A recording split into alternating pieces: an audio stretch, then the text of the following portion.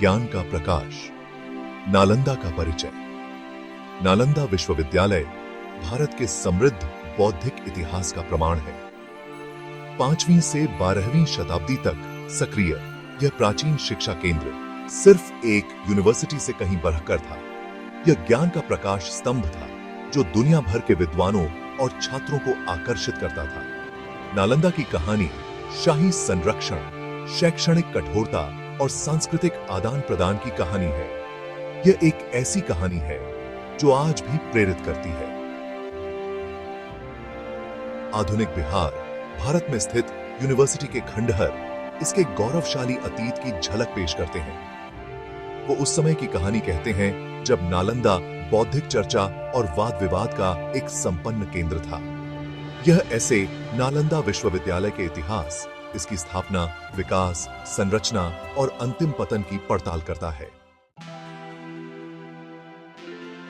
बीज बोया गया। कुमार गुप्त का विजन। नालंदा की कहानी 5वीं शताब्दी ईस्वी में शुरू होती है।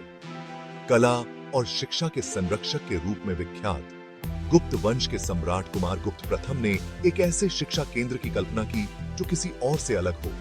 उन्होंने प्राचीन राजगृह शहर के पास एक जगह को चुना, एक ऐसी जगह जो पहले से ही एक समृद्ध आध्यात्मिक और बौद्धिक इतिहास से ओतप्रोत थी।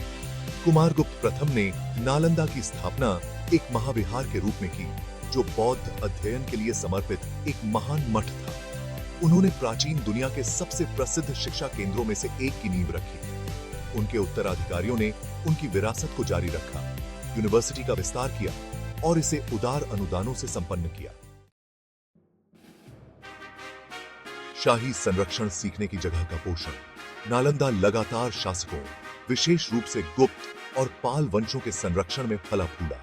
गुप्त, जो अपने सांस्कृतिक और वैज्ञानिक उन्नति के स्वर्णिम युग के लिए जाने जाते हैं, ने शुरुआती महत्वपूर्ण समर्थन प्रदान किया।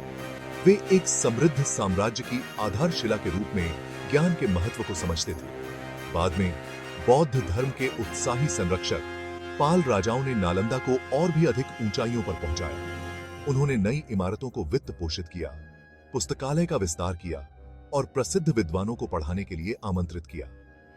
यूनिवर्सिटी विचारों का एक संगम बन गया जो भारतीय उपमहाद्वीप और उसके बाहर के सभी कोनों से छात्रों को आकर्षित करता था। दीवारों के भीतर नालंदा में जीवन और समय। नालंदा विश्वविद्यालय केवल सीखने की जगह नहीं था, यह जीवन का एक तरीका था। छात्र विशाल परिसर के भीतर रहते थे, खुद को पूरी तरह से अपनी पढ़ाई के लिए समर्पित कर देते थे। यूनिवर्सिटी में कई मठ, व्याख्यान कक्ष, ध्यान कक्ष और धर्म ग्रंथ नामक एक विशाल पुस्तकालय था जिसे सत्य का खजाना कहा जाता है। यह प्रभावशाली पुस्तकालय एक बहुमंजिला संरचना वाला बताया गया था जिसमें विभिन्न विषयों पर सैकड़ों हजारों पांडुलिपियां थीं। नालंदा में जीवन कड़े नियमों और अनुशासन पर जोर देने से संचालित होता था। छात्रों ने अध्ययन, ध्यान और वाद विवाद की कठोर दिनचर्या का पालन किया। पाठ्यक्रम व्यापक था जिसमें बौद्ध धर्म ग्रंथ, दर्शन, तर्क, व्याकरण, खगोल विज्ञान, चिकित्सा और गणित जैसे विषय शामिल थे। भाग 5।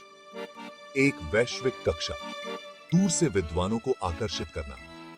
शैक्षणिक उत्कृष्टता के लिए नालंदा की प्रतिष्ठा दूर दूर तक फैली, जिससे पूरे एशिया और उसके बाहर के विद्वान और छात्र आकर्षित हुए। चीनी तीर्थयात्री, विशेष रूप से जुआनजैंग, जिन्होंने 7वीं शताब्दी ईस्वी में नालंदा में कई साल पढ़ाई की, ने यूनिवर्सिटी की भव्यता और बौद्धिक जीवंतता के विस्तृत वृत्तांत छोड़े। उनके लेखन नालंदा के दैनिक जीवन, शैक्षणिक कठोरता और महानगरीय माहौल में अमूल्य अंतर्दृष्टि प्रदान करते हैं। नालंदा में प्रवेश अत्यधिक प्रतिस्पर्धी था। संभावित छात्रों को प्रसिद्ध विद्वानों द्वारा आयोजित कठोर प्रवेश परीक्षाओं को पास करना पड़ता था।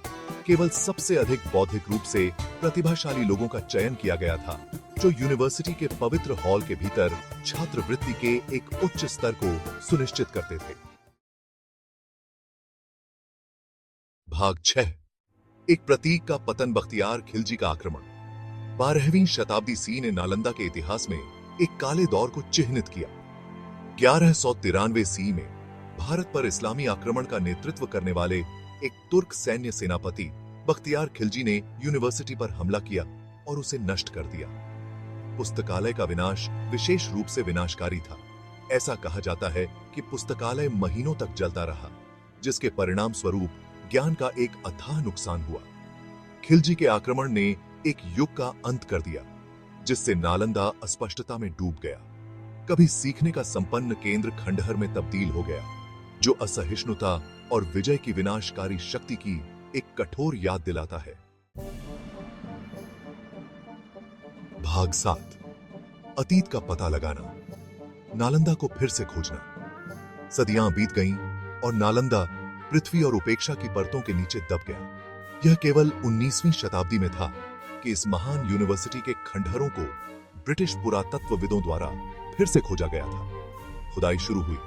धीरे धीरे मठों, व्याख्यान कक्षों और प्रतिष्ठित पुस्तकालय के अवशेषों का पता चला। नालंदा की पुनर्खोज ने इसके इतिहास और विरासत में नए सिरे से रुचि जगाई। विद्वानों और इतिहासकारों ने इसके अतीत के खंडित वृत्तांतों को एक साथ जोड़ना शुरू किया।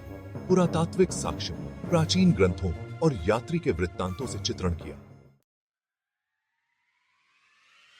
भाग 8, एक फीनिक्स उगता है, नालंदा विश्वविद्यालय का पुनरुद्धार। 21वीं सदी में नालंदा की भावना को पुनर्जीवित करने के लिए एक दृष्टिकोण ने आकार लिया। भारत के नेतृत्व में और कई पूर्वी एशियाई देशों द्वारा समर्थित नालंदा विश्वविद्यालय परियोजना का उद्देश्य अपने प्राचीन नाम से प्रेरित होकर आधुनिक समय का एक शिक्षा केंद्र बनाना था। 2010 में स्थापित नया नालंदा विश्वविद्यालय अपने पूर्ववर्ती की विरासत को पुनः प्राप्त करने की इच्छा रखता है, जबकि नया यूनिवर्सिटी अपनी चुनौतियों का सामना कर रहा है। यह सांस्कृतिक निरंतरता के एक शक्तिशाली प्रतीक और आधुनिक दुनिया के लिए प्राचीन ज्ञान को पुनर्जीवित करने की प्रतिबद्धता का प्रतिनिधित्व करता है। यह अपने प्राचीन पूर्ववर्ती की तरह संस्कृतियों में संवाद, समझ और सहयोग को बढ़ावा देना चाहता है। भाग 9, नालंदा की जिज्ञासाएं। 5 रोचक तथ्य। नालंदा विश्वविद्यालय में 10,000 से अधिक छात्र और 2,000 शिक्षक रहते थे। नालंदा में शिक्षा सभी छात्रों के लिए मुफ्त थी। यह उदार दान और शाही संरक्षण के माध्यम से संभव हुआ। नालंदा ने विभिन्न धर्मों और दार्शनिक पृष्ठभूमि के विद्वानों का स्वागत किया। यूनिवर्सिटी परिसर एक वास्तुशिल्प चमत्कार था। नालंदा का प्रसिद्ध पुस्तकालय विद्वानों को आकर्षित करता था। भाग 10, नालंदा की स्थायी विरासत, सीखने का एक प्रमाण। नालंदा विश्वविद्यालय शिक्षा के महत्व के प्रमाण के रूप में खड़ा है। इसकी विरासत विद्वानों और विचारकों को प्रेरित करती है। नालंदा मानव इतिहास के एक उच्च बिंदु का प्रतिनिधित्व करता है। यह हमारी साझी बौद्धिक विरासत को संरक्षित करने की याद दिलाती है।